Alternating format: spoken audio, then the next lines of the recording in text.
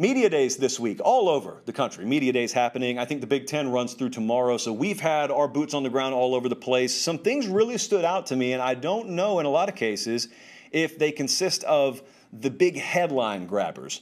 But there were some things that happened, and you may think, there's nowhere else I can start. I got to go to Indianapolis.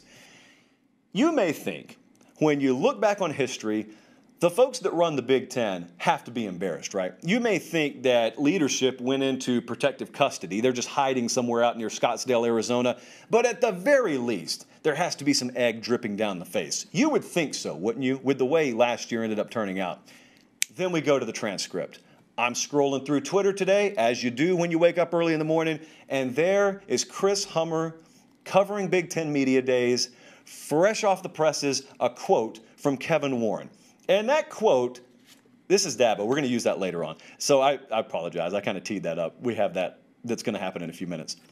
Kevin Warren is speaking at Big Ten Media Days. That is the commissioner of the Big Ten Conference. And so you think, oh, there's got to be a lot of regret in that guy's head, right? Oh, man, I just bet they can't wait to atone for the massive screw-up that was last year. Kevin Warren, if he could redo 2020, he would make the exact same decisions. So that's where the leadership in the Big Ten is. You've got Greg Sankey forming Gulf Coast version of Amazon down in the SEC, and you got the Big Ten saying, I think we handled that pretty well. You know, we postponed the season. We said it was a final decision. Then people didn't follow us. Then we didn't give out any guidance. We didn't release any kind of substantive statement for 11 or 12 days, which seemed like an eternity. We got punked by several other conferences. Then we reversed our decision, but we made people play in empty stadiums all the while. Halfway full stadiums were the reality elsewhere. There were no ramifications on the negative side of things for those conferences. And after all of that, we'd do it the same way again.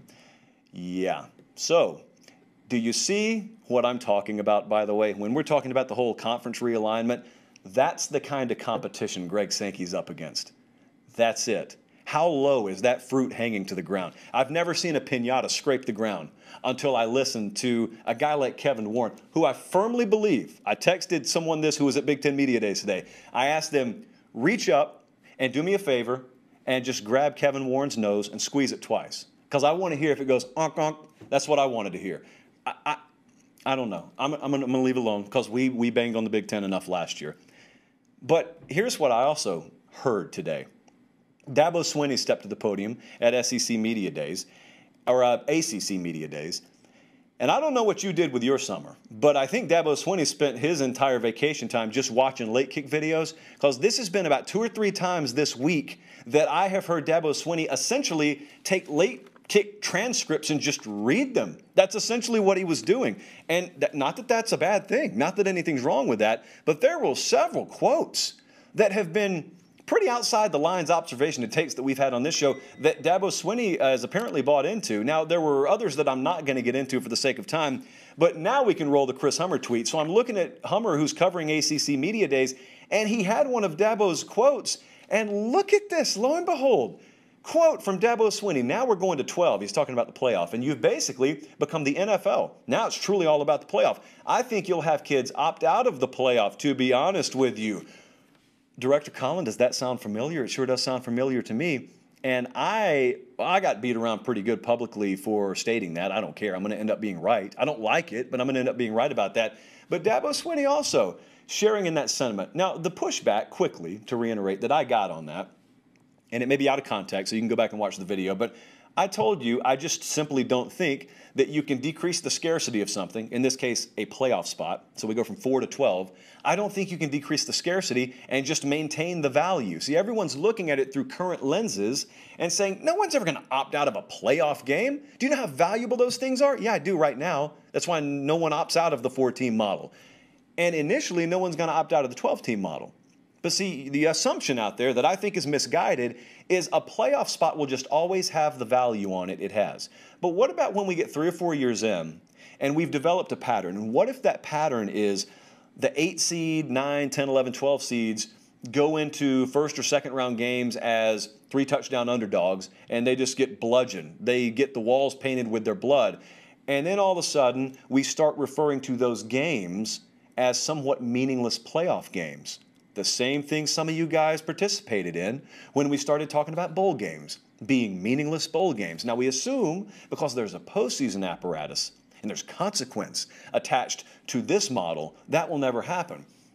But I think if you're really quiet for a second, you may hear a faint echo of dissent, not amongst fans, maybe not even amongst coaches.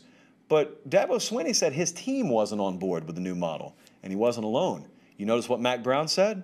Mack Brown said, our team's not on board with it either. Kenny Pickett up at Pitt.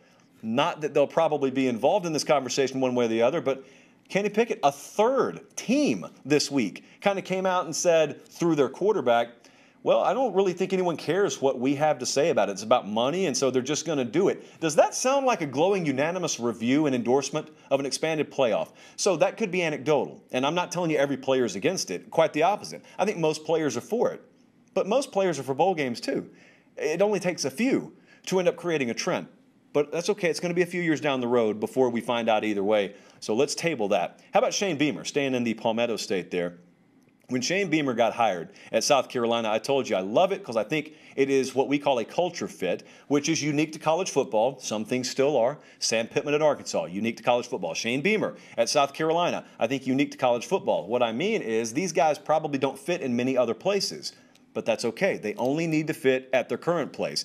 Now, here's the reality, which I think we all know, even those of you in Columbia, South Carolina understand, no football game was played this week. But yet there's a ton more optimism coming out of this week about Shane Beamer, which is largely what happens when people who don't break down the game for a living are exposed to you talking. If you're smooth, you win over public sentiment, and they write a lot of positive articles about you. I guarantee you Eli Drinkwitz is going to have the same thing done with him, only he's a year in at Missouri. So there's a lot of optimism all of a sudden. There are a lot of people buying into Shane Beamer after this week that weren't beforehand. Now, reality is nothing changed about him, but we already bought into the culture fit aspect, and I really hope it works out there. I hope it works out because that's one of those layers that exist in the college game that does not exist in the pro game. You get fired from the Jets, you can go coach the Chargers next week, and it would feel the same. It's a bubble. Every NFL market is a bubble, and they all just feel the same. It's all the same game. In college, it's not. Maybe becoming that way, but it's not yet. And so I'm really pulling for Shane Beamer. Now, Pate Narduzzi up at Pitt, a lot of shout-outs for Pitt tonight. I think he's been hanging out with Dabo Swinney a little bit. Colin, I didn't even tell you this. So Pate Narduzzi steps to the podium. I know my audience pretty well. I don't think many of you were glued to this press conference. But you know there are two words we have hated on this show with a white-hot passion, and that is who's in.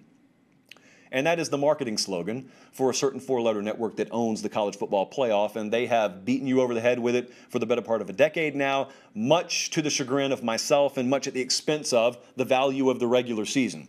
We're talking in August, commercial break, who's in?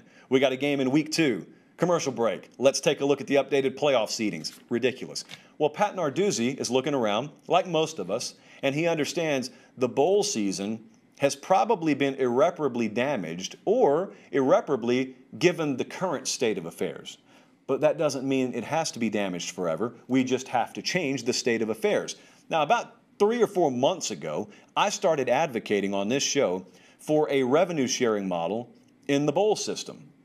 And what that would consist of is, based on the tier of the bowl, you have a certain pool of money that we are going to share with the participating players that play, that are willing to play in the game. And so the first thing I wanted was a pre-decided upon revenue share model. This is exclusively for a bowl game. It's not for the regular season. We have to draw a line. We have to collectively understand that a bowl game is treated separately, which I don't think would be a big problem now that NIL is in place too. And so the bowl partner, the media partner, the TV partner, the bowl game itself, you raise enough money and you set it aside, and we're going to divvy it up amongst the players who agree to play in the game. However, you have to incentivize winning too. This is not some exhibition.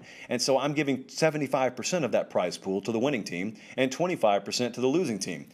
Well, lo and behold, Pate Narduzzi is fully on board. I don't have the full quote, but he talked about this today. And he said, we cannot put, I'm paraphrasing, the toothpaste back in the tube. Of course, we would just like to go back and try things a different way. Let's not call bowl games meaningless. Some of us never did. But let's not even institute that phrase into the college football vernacular. But we can't go back. So how do we fix it from this point moving forward? Well, the way, in my opinion, one of the only ways you fix it is you've got to put money on the line. You've got to put some skin in the game. That's the language we have taught college football players to speak. That's the only one that matters now, right? And so you got to put some skin in the game. Now, you may not like it using 2008 methodology, but we're not in '08. We could change things if we were in '08, or we can make sure things don't change. But we're in 2021. Things have already changed. So we have to adjust to the adjustment or get left behind. So I'm all for it. I'm all for it. I'm with Pate Narduzzi. I'm with Dabo Swinney. Good week for the synergy between Late Kick and ACC head coaches.